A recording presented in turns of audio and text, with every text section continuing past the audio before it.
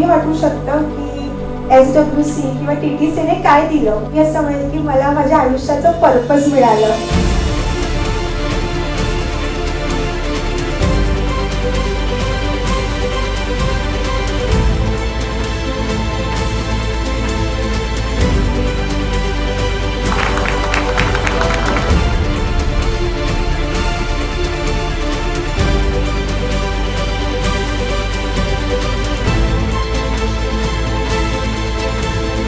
आज आम्ही सायली आणि कल्पकची दृष्ट काढणार आहोत. ही ज्ञानाची जबाबदारी आता आपल्या सेकंड बॅचकडे हँडओव्हर केलेली आहे.